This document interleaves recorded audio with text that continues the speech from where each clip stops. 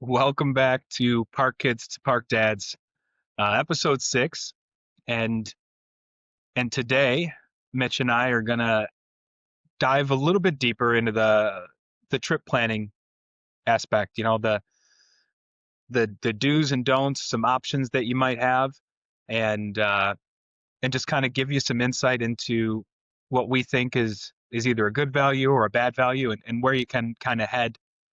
Um, you know, 10,000 foot overview on your trip. So, Mitch, why don't you kick us off with our first points? Yeah, I guess with that, we can jump right into kind of the resort aspect of it.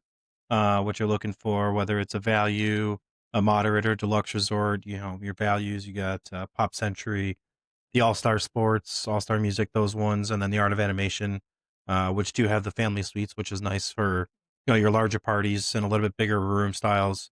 The value resorts tend to be around 200 to or 290 to 350 square foot rooms, so they're on the smaller end. Then they move up a little bit once you get into the moderates, your Caribbean Beach, Coronado Springs, Port Orleans, both the Riverside and French Quarter. And then even bigger rooms, the nicer stuff, your deluxe value brand there, the Grand Floridian, Polynesian, your classics, contemporary. One place I've never stayed at, I've always wanted to, the Animal Kingdom Lodge. I know you have in the past. And then you got, the beach, yacht and beach club and boardwalk and Saratoga Moving it. Springs. It's kind of like an in between both of those. Hmm. Um, so yeah, that's kind of what I have on the resort side of things. Those are your main options when you are planning your trip, and each one has its own different kind of aspect to what you're looking for, depending on how long you're staying, what your biggest value is, what you're looking for most when you're going to a hotel or sorry resort with Disney. Some being quick service only, some having multiple sit down restaurants, more bars, more pools, you name it. So that's kind of, I guess, you said the 10,000 foot overview on the resort style, um, on the budget aspect, planning aspect of it. Yeah, it's I mean, you can go anywhere from, like you said, 250 to 90 maybe a night.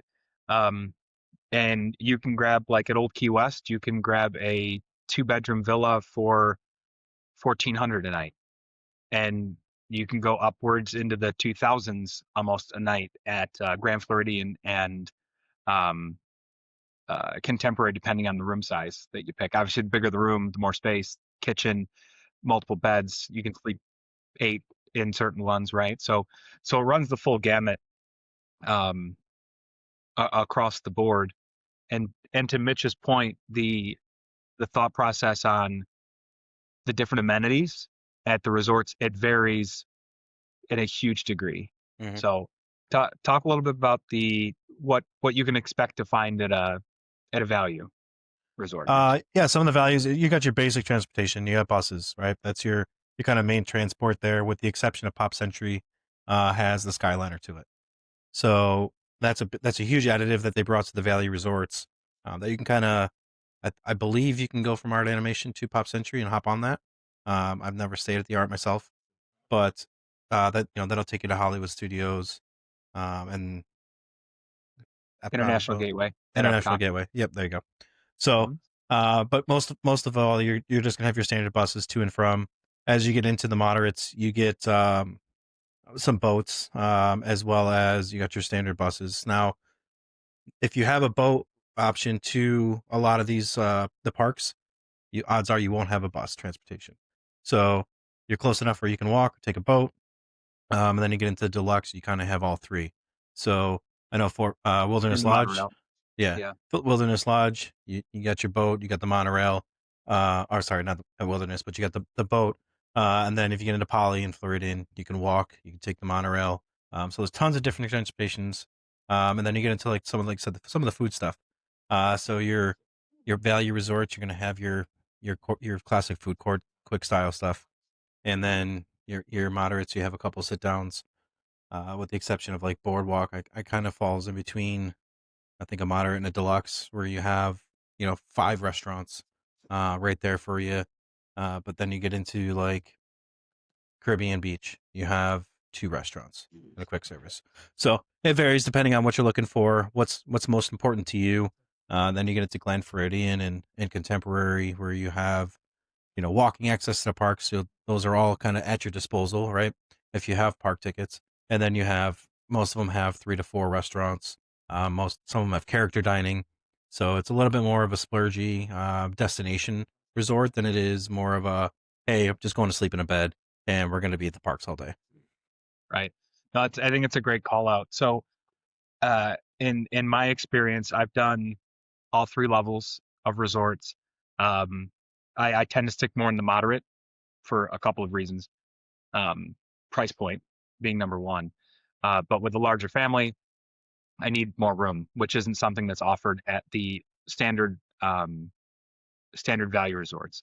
Now, Art of Animation, as Mitch mentioned, has the family suites, and we can pack into one of those currently with the kids being small. But as they've gotten a little bit bigger and they want a little bit more space, that kind of becomes difficult with a family of six. Um, but with the the value resorts and the price point, to me, as he mentioned, it's a place you're gonna just you're gonna rope drop. Maybe you come back in the afternoon and you're gonna go to the pool or something, but more than likely you're spending all day at one or two parks, catching the fireworks at night. You're coming back and you're gonna sleep. Maybe you catch breakfast in the morning or something like that. To me, those Right. are that's your not saying you're staying at a Hilton or a Marriott or whatever, but that's to me that's that connotation when you're on a vacation that you're only spending the time in the hotel to sleep. It's nice enough, obviously. It's Oh yeah, I mean, thousands of people pay to stay there. yeah, every I think every Disney resort is nice enough, right? So, Mhm. I mean, they put the extra time in, make sure your room's clean and the amenities are Right. there.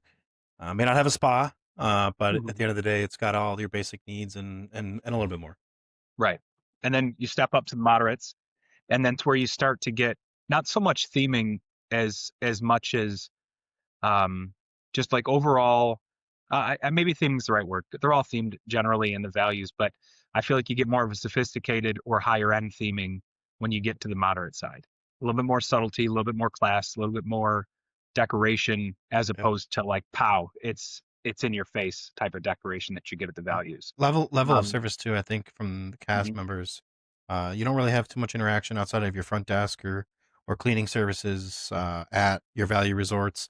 And I feel like at moderate and deluxe, like there's a cast member around the corner, every corner, waiting to assist you in one way or another with questions or activities or whatever the case may be.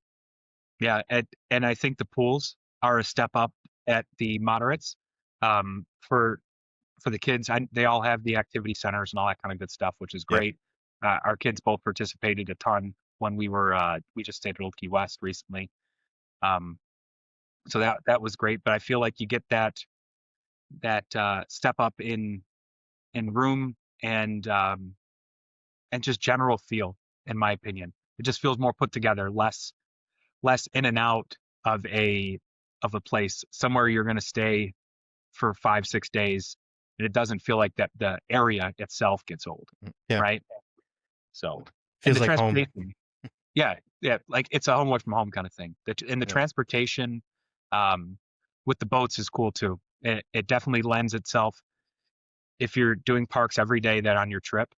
The boat's a nice way to shake it up a little bit. Like if you don't get to ride a boat all the time at home, I don't know what who, what, and where, but it's nice to get on one every once in a while.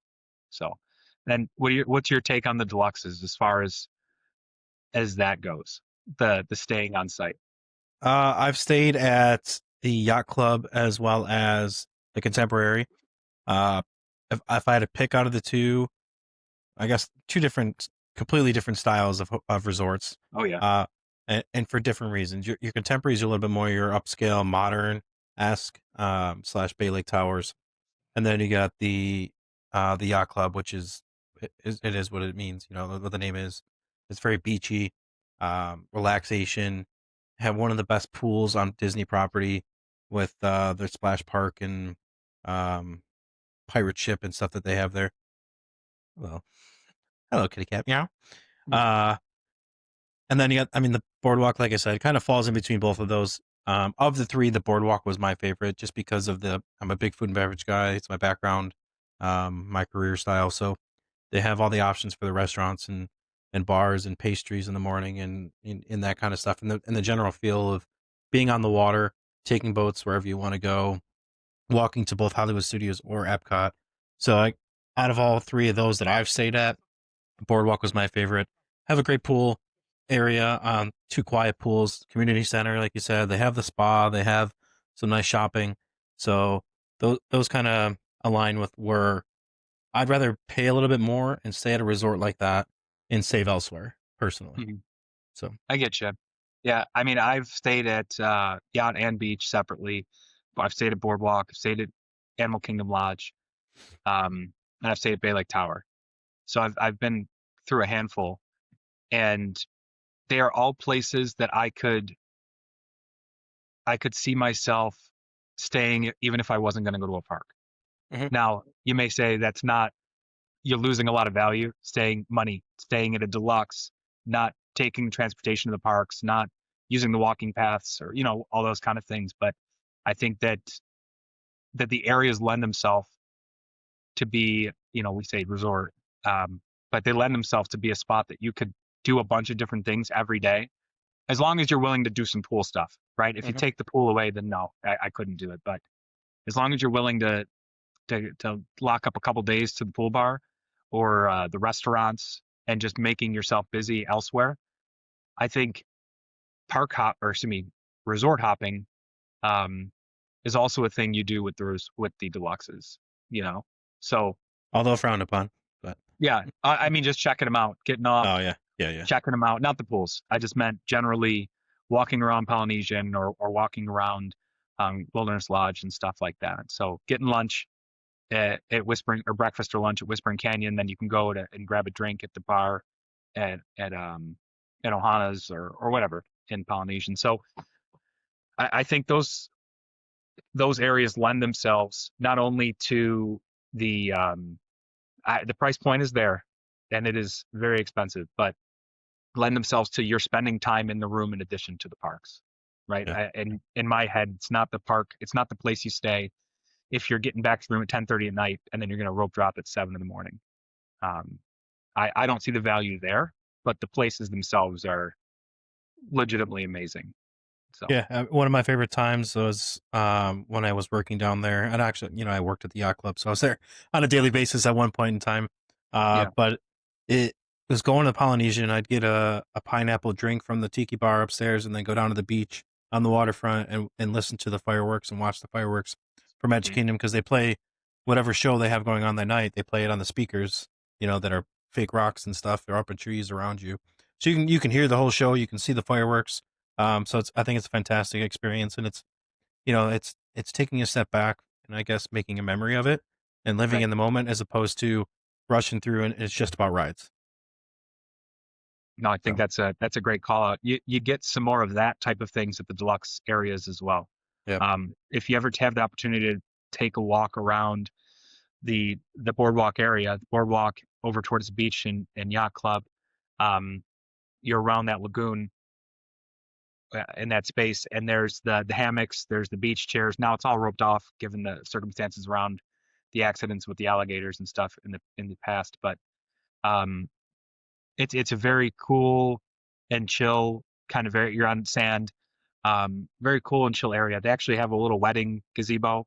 that they do over by where ESPN used to be, um, near the back gate to Epcot as well. So there's a lot to see and do, and people watch. And you mentioned the shops. They have magicians at night and um, Street just different like performers. street Yeah. performers. Yeah. Yep. So And actually, this was actually brought up at Christmas time that when we went down for Halloween, and it's actually a great place to trick or treat. Bring the kids on Halloween. If you're not doing the Mickey's Not So Scary Party, you can go to the boardwalk. They do movies. They got the street performers. They got all the carnival games that are out there. So they got live music and like I said, musicians and stuff. So it's a good time, whether you're able to spend or not spend that money on the not so scary Halloween party. You still got options around the different resorts to be inclusive and enjoy yourselves yeah, I without think spending that extra money. I was going to say it doesn't matter where you stay either, in terms of you have through Disney transportation, you have access to all the other resorts. Yeah. So you can check out. the shops and the restaurants and the ambiance of the different areas just by being down there. Um, you can hop on a bus from any of the parks, or Disney Springs to get to any of the hotels. So it's uh, it's an opportunity that I would suggest if you have time on your trip.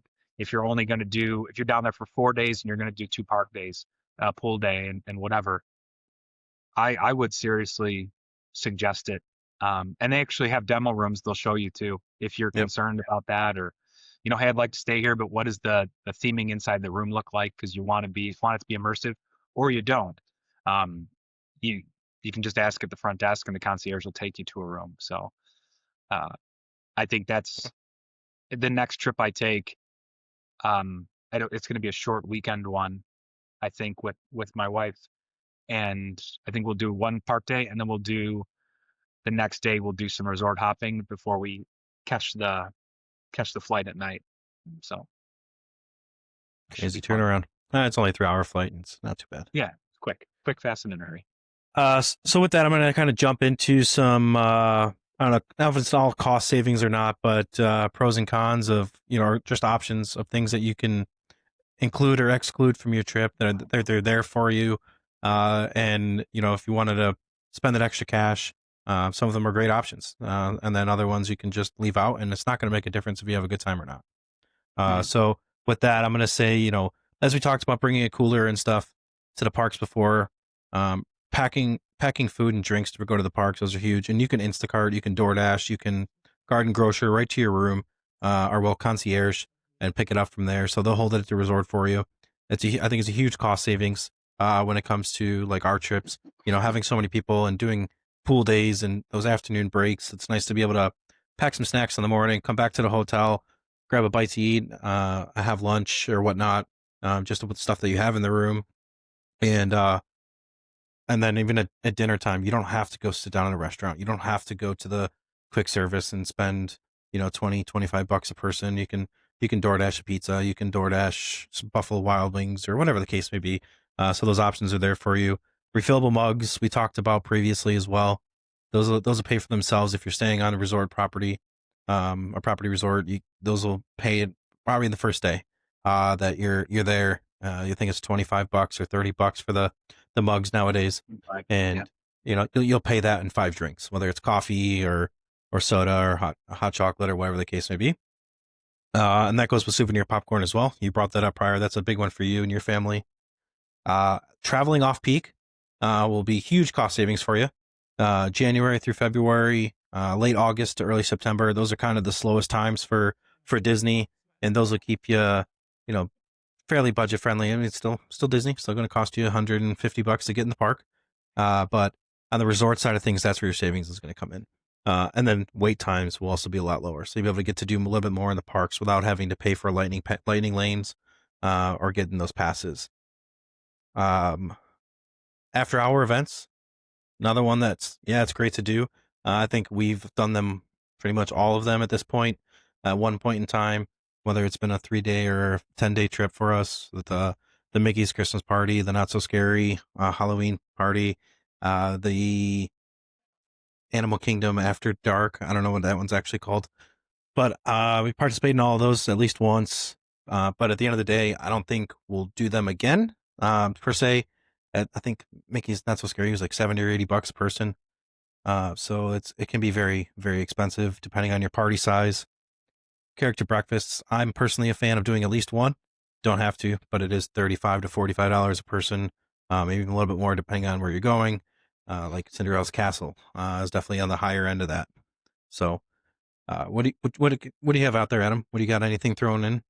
Yeah, I would say too, you mentioned like DoorDash and Instacart. You can also use like the Walmart or Sam's Club app Hmm. and get stuff delivered right to the room through that. So as much as you may not want to pay for an extra service, meaning like a delivery fee or transportation fee, depending on if you have like Walmart Plus or the Sam's Club membership, even if you don't have a kitchen in your room, you can get a case of water, a 12 pack of pop, um, Apples, pretzel, bananas, apples. oranges. Yeah, Yeah. exactly. It's the produce type of stuff that you can throw in a mini fridge that is easy for you or your kids to grab and go with, or even just take to the parks, but you want it to be cold and fresh when you're back in the room. Yep. Um, so we lean on that a lot, and we do, especially if we get in late. We've done a couple trips where we go super early. We take the first flight out of Buffalo, which is like 6 a.m. But we've also done ones where we got in the evening, and and on more than one occasion, I've door dashed like Little Caesars or something for the kids just late at night when we got in to have in the room. So they it happens literally hundreds of times. Those folks come through the gate at the Disney on Disney property, so it's the norm. Don't worry about that. As far as anything else goes, you were talking about like the different um, I say, like the options for the parties and whatnot. We've done the Halloween and we've done the Christmas parties. Um, of the two, both super expensive. The cost of the ticket does not include the Your admission to the normal, park. yeah. So you already have to have that purchased. So if you think about it right now, say entrance to Magic Kingdom's 180, you may spend another $100 per person for the not so or for the Very Merry Christmas party. So then you're talking 280 for the day. Now, the great news when you go to one of those events is that the volume of people is way down. Um, they are nowhere near capacity when those events happen. So your wait times, if during the day would be say an hour for Tiana's Bayou Adventure, might be 15 minutes, might be 10 minutes. You get a huge turn down. So for some folks, it might even be make more sense to do it that way. Um, so that's where I would lean into doing it. But I would, with a family of six, it's already $1,000 to walk into Magic Kingdom. I don't know that I'll drop another 600. Yep. Um, but we do lightning lanes pretty much every time.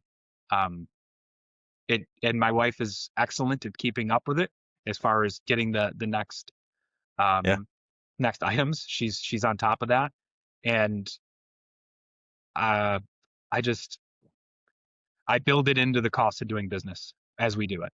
So I always kind of pre-plan. Okay, if it's $1,000 to get into the park today, that includes for us the lightning lane, as opposed to saying 700. It doesn't make any real difference against my wallet, but it Yeah. mentally that does it for me. So So for me, I've been a boycott lightning lanes since fast passes went away.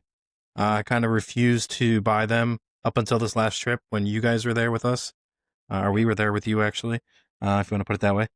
yep. So I will say it does have its perks. Mhm. I did enjoy it for what we used it for. We ended up just picking it out for the first day we were together, and I was like, well, you know what? For another $50, we might as well do, a Magic Kingdom day. Now for another $45, we might as well do Epcot. So I ended up buying all three parks when we were there, and some of the things that I came up with, pros and cons for that, just because they said I've been such against it for a very long time that I refused to buy it. I've been there so many times, and for me, it was if I didn't get on a ride, I didn't get on a ride. Mhm. So I'd always get on it next time, and then the next year or the year after, whatever the case may have been for my next trip. But for me, it does save a lot of time and waiting. It frees up a lot more time in the park for you. If you do plan on only spending half a day there, I think it's definitely worth it. You'll get a lot more bang for your buck if you're going to go to a different park. Uh, it's more flexibility when you have kids. That was a big thing for us. Like, hey, we know we're going to this ride at this time. We can get there. We know we have 2 hours in between to either grab a bite to eat, rest a little bit, go see a show. We know that the 3 o'clock parade is at 3 o'clock, so we can work around that. Um, you don't have to worry about rope drop as much in the Mhm. sense your day's kind of planned for you, right? You know that you're going to have a ride at 8:30, a ride at 10 o'clock, and a ride at 11 o'clock. Not to say those are your times or your time differences in between, but you kind of know there's a little bit more layout of the day. You know how long you're going to be there for until your last ride. And as you use your first one, you get to pick up another one in that category. So I think for me, those were kind of the big benefits. Outside of the last thing I had was you get to do more bigger headliner rides per se, right? So you get to do your Tianas, you get to do your Guardians of the Galaxy, your Tron. Those rides are more accessible to you as opposed to Mhm. having to wait 2 hours in line. Yeah. Some of the some of the cons I had were it does sell out pretty quickly. So your time slots, if it's you really wanted to do this at 9 o'clock in the morning, guess what? You're not going to get it until 2 o'clock in the afternoon, if you're lucky. So that there is that. There is more planning involved. You're always on your phone, so you're kind of taken away from what's going on around you. Whether that's hey, I'm looking and waiting for the next one to come up. Does this coincide or line up with this is kind of where we had some issues was does it line up with the party that I'm with, right? Do our times coincide and wanting to ride the ride together? And odds are, like I say, probably about 85 to 90% of the time, there was no issues. Mhm. But there are times where it's like, oh, well, I can't get this. It's too many people. There's only one slot open for this size party, or that kind of thing. Um, and then like you also the last thing I had was your phone always dies. You drain your battery because you're on your phone constantly, whether it's refreshing, looking for stuff. You're on the map on the Experience app. You're getting dining reservations. You're pre-ordering for your food. I think it's just another thing that's added onto your phone. And yeah, you had magic bands, you had fast passes before, and I think that's what's kind of taken away a little bit from the magic. Personally, is that it's become more interactive based on what's in your hand as opposed to what's in front of you. I like that. I'll give you my quick pros cons for it. I felt like it was with having six kids between us on the that last trip. I felt like it was a way that we could, like you mentioned, it planned out the day, but it also meant we were even if we went to different things, someone had to go to the restroom, someone wanted to get food, someone had to go to shop. We had the spots we were going to be meeting up at certain times. Now, granted, we had phones to talk to each other anyways, and we really didn't venture off the away from each other all that much. Yeah, But but I think that was nice to say, hey guys, go do what you want to do, go get a drink, go go walk, do what you want to do. We got Pirates at 10. So meet us at the gate at 10. Um, I as much as it does put you on your phone, you get as much out of it as you want to, right? So you check in with your Magic Band on Pirates at 10. While you're waiting, that first part's a bad idea because it's underground, whatever. It's called concrete. You don't get signal, but yeah, say it's somewhere else. You jump on the phone. You go, okay, what's open next? Hey, we want to go on Haunted Mansion. All right, the first one for is 1 o'clock. Great. Let's Mitch. You ding it. Perfect. We both got it. And we move on. And then you can put your phone back in your pocket and enjoy the space. It does have the necessity that hey, I spent X dollars. I want to get my money's worth. So I see both sides of the coin. I do feel like we accomplish as far as getting the kids on the rides they want to go on three times as much with the Magic Band or with excuse me with the Lightning Lane yeah, as for we do sure. with Bard. Yep, Um, and and it's nice from a sense of just you're constantly moving. One of the things my son is 5, right? And you have a 5-year old as well. They're not going to behave in a line. They're great kids. They're not going to behave in a line for an hour and 45 minutes for a ride. It's yeah. just not a thing that I'm going to make them do. I don't And know, it's 40 minutes. Not right. even an Yeah, hour, yeah. 40 minutes. I'm Yeah. like, you want to get them on Tiana's in the summer? It's an hour and a half, and they're Yeah. they're not going to do it. And I don't want to be frustrated with them if I can spend a couple extra bucks, which I mean, given the context of this entire conversation today, I'm willing to. Um, to do it in 20 or 15, I'm going to. And that means that's another hour and 20 minutes, like you said, that I'm not standing in that queue and I could be doing something else. So um, it it has its wins and losses. I'd say the biggest loss is the cost. I said I've cooked it into my books, so to speak, to make it seem like it's not that big of a deal. But at the end of the day, Disney's expensive, and I go there knowing that I'm gonna spend Yeah. a lot of money. But Well, I in think at the game end of the plan, day, like you said, it's you kind of quote unquote built into the cost, right? So for an extra, I don't know, whatever it was, $150 to $200 for me and my family to go for for our 3 days.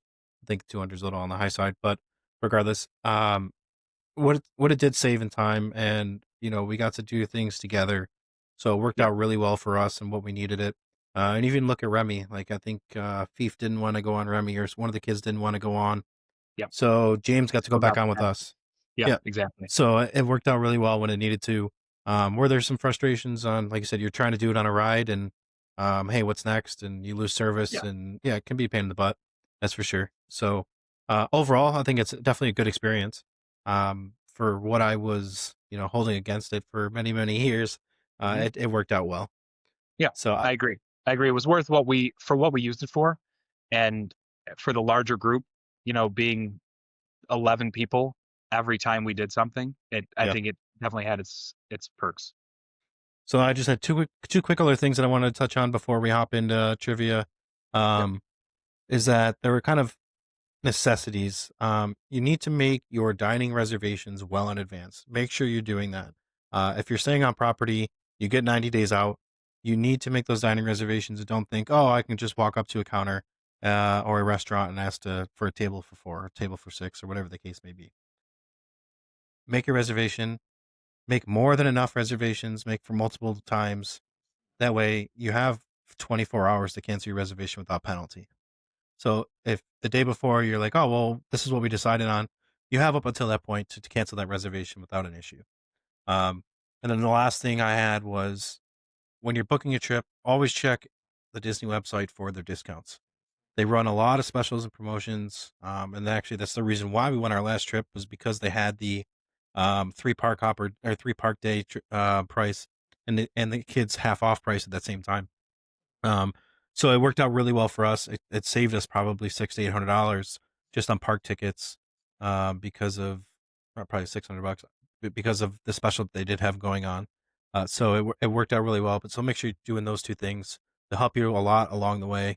And if you ever need help booking a trip, reach out to Wishes Travel and or Stickman Travel. Big man Uh, travelers. Yeah. she'd be more than happy to help you. Yeah. I'll throw in two things real quick, and one of them we'll talk about on a future episode, which is annual pass. Is it worth it or is it not? Just depending on how often you go and how long you're staying. So we'll dig into that deeper, but something to look at with the discounts that come with it. But the other thing that we didn't touch on was transportation to um, the Disney resorts. So it Yeah. used to be that you'd get included in your stay, you would get a ride on the Magical Express, which was a bus service operated in conjunction with Disney that goes right to your resort. You used to have two or three hotels or resorts, excuse me, on the bus, and they would drop people off during the day. You get off right at MCO, which is Orlando Airport, and you'd go downstairs and away you went. They'd bring your bags right from um, baggage claim to your room for you, which was great too, especially if you have a larger family with a lot of luggage, longer stay. So over the last couple of years, that's gone away. They did not renew the contract. So what? There's a couple options. The first is there are Mears buses. You can just sign up and pay X fee and take the bus to whatever resort you're staying at. There's always taxis and Ubers and Lyfts.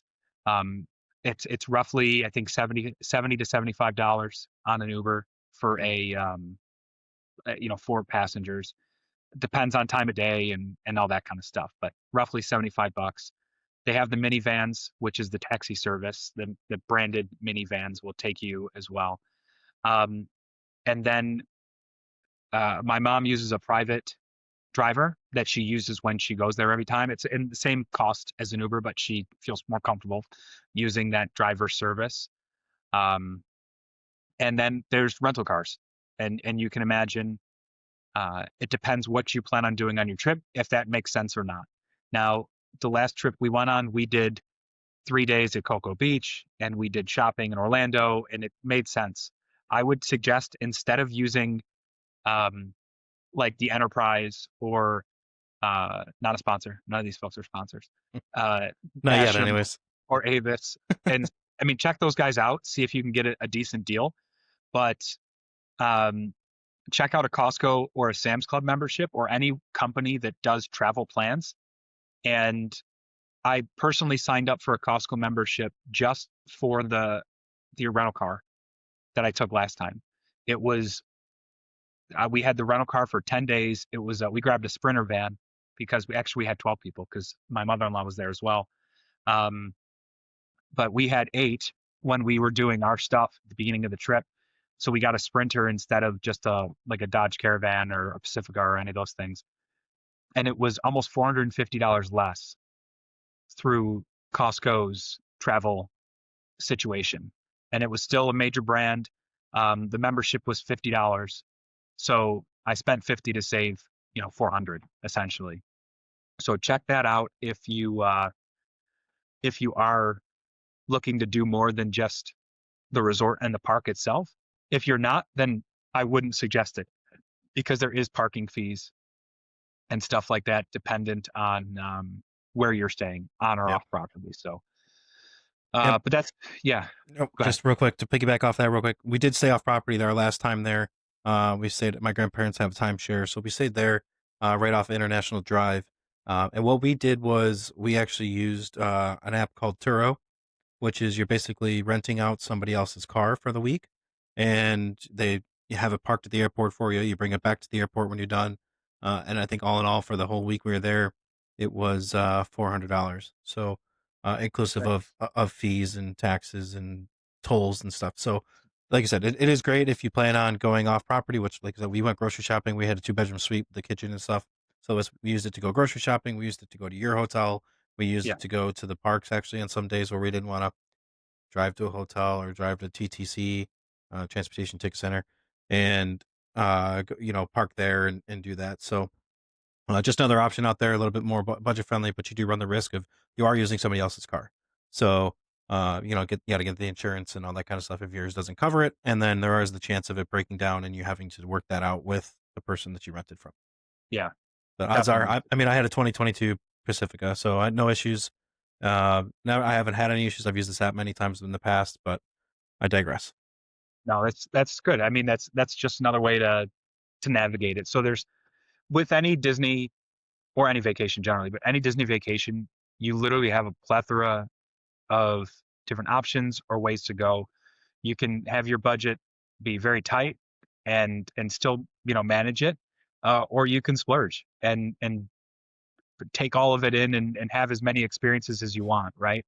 It's really how much are you willing to spend and and how much time can you allot to the trip itself. So we've done both kinds, and Mitchell and I have done both kinds, and it's really just yeah, I live both lives, Yep. and it's great either way though. I haven't had a bad Disney trip due to anything Disney, So Yep. yeah. So just some tips and some thoughts around some of the options that you can partake in on your Disney trip.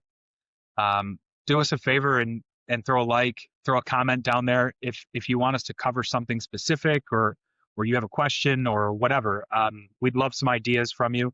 So and see the video, the more engagements it gets versus with likes and subscribes and comments and shares, the more views it'll end up getting, right? So Yep. Like, comment, uh, subscribe. Uh, yeah. I do have one question I'll leave you guys with before we jump into trivia. Hmm. And maybe we'll address this next on our next episode. What would one thing be that you had to splurge on that you have to have when you go to Disney World? What's Yeah, that one thing that makes your trip, or you can't live without when you're going to Disney?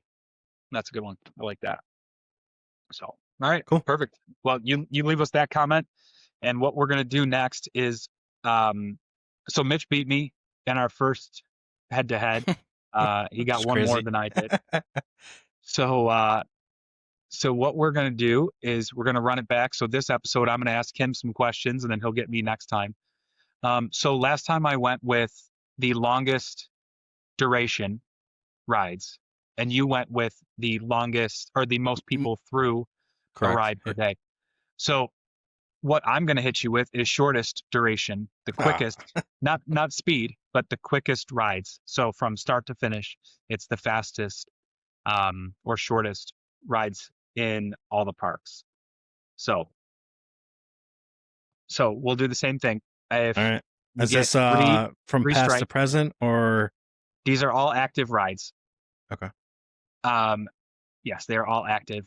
3 hints, whole With nine. the exception of one, but I'll asterisk that it's under refurb at this moment, but it didn't go away. Um, Okay. So we'll go those. You get three strikes, and All you can get three hints if you need it. right. Rock and roller coaster. Rock and Roller Coaster is number two. That was the one with the asterisks. That's what I figured. Yeah. All right. Shortest. I'm gonna go Three Caballeros. No. It's a pretty quick ride. Yeah. No, that's a slower boat ride. I mean, it's like it's half the time with um, Small World. It's not the wait. Remember, it's not wait times either. It's just the Right, right. get on the seat till you're done. Soren. No, not even I feel like close. That that's was in quick one of the too. long ones. I feel like that's quick too. Two No, strikes not already. even Give me a close. hint. Think think of yeah. All right. So think of like let's go. They have one of these, and it's just different skins, right? This ride itself, it's the same ride, but it's got different a different skin on it. Dumbo. Dumbo is number three. Okay, give me another hint. It's the same as Dumbo with a different Aladdin skin. carpet. Aladdin's Carpet Ride, number five. So that's All right. two hints you got. I might as well use a third. Think of actually there's an well, I'll give you a 2A, 2B. There's another one just like Aladdin and Dumbo, but it's not Th- on the ground like you think. Also in Magic Kingdom. Not on the ground. I said it's not on the ground. Right.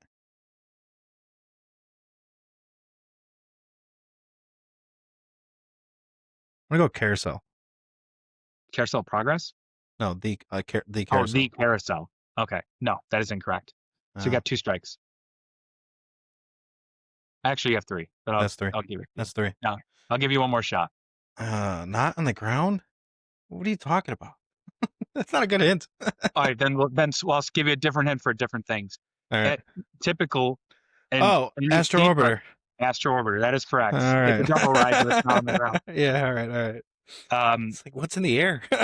Or your thinking a your platform off the ground. Like your other hint is I'll give you two hints. At any theme park, typically the quickest rides are blank, right? Um, the typical rides are roller coasters mm. for quickest rides, and then the other one is this is something that you'd see at most carnivals. So I gave you five hints. But you got you have one strike left, and you have one, two, three, four, five rides left. So you've gotten four. You've gotten Rock and Roll, Dumbo, Aladdin's Carpets, and Astro Orbiter. So roller coasters are I mean, you had Rock and Roll, obviously. Yeah. My next one would be I've never been on it, but the Goofy roller coaster. What's that? The Goofy roller coaster. The Barnstormer. That is Yeah. number one. That is the shortest ride in Okay. all of Disney World. So how many do I have left? How many open spots? Four. You got one, two, and three. You have four, six, eight, and nine open. Left. All right. Let's go with Slinky Dog. Slinky Dog is number nine. That is 120 seconds. Expedition Everest. Nope. Damn. I was on a roll. Oh, sorry. I was Yeah, on a roll. on a roll. On a Kimmelwick. So number one was Barnstormer, 63 seconds. Two was Rock and Roller Coaster, 82. Three was Dumbo at 90. Four was Mad Tea Party. So the teacups. That was in my head. That was when you were talking like not on the floor. That's what came to my mind was, is it on a platform? That's yeah, I guess not really. Number five is Magic Carpets, 90 seconds. Yeah, Number six is the Alien Swirling Saucers in the Toy Story Land, next to never been Slinky on it. Dog. Yeah, It's like the Scrambler from Carnival. yeah. Number seven is Astro Orbiter, 90 seconds. Tron was number eight Never been on it. at 120 seconds. So, Yeah, yeah, I mean, Everest wasn't a bad that's guess, bad. but it has the stop and it's got the big climb and all that stuff. So, Yeah, that's true. Yeah. you did What okay. went through my head was just the fast down and winding around, and then okay, it's over. I get you. Yeah. I would have thought Snow White would have been on the list. And it's probably not too far off of it, but I feel like that's a quick ride as well, but it's not on the list. So, Snow White's um, gone. what do you mean? What Snow White are you talking about? Seven Dwarves, mine. My Oh, turn. okay. I was thinking of the old Snow White ride. I don't even They know what had that like, ride. anyways. No, he's not Snow White. Anyways, Mr. Toad's Wild Ride. That one. maybe. Yeah. Well, either way. So you got one, two, three, four, five, six. You got 6 out of 9 with some help and some coaching. some serious two strikes off the get. But yeah. Yeah, some tough ones. All But right, guys. Yeah. well, thanks for sticking around. Like we said, like, comment, subscribe. Help us with our engagement on that. We appreciate it. And we'll catch you in the next one. Thanks. Have a good night.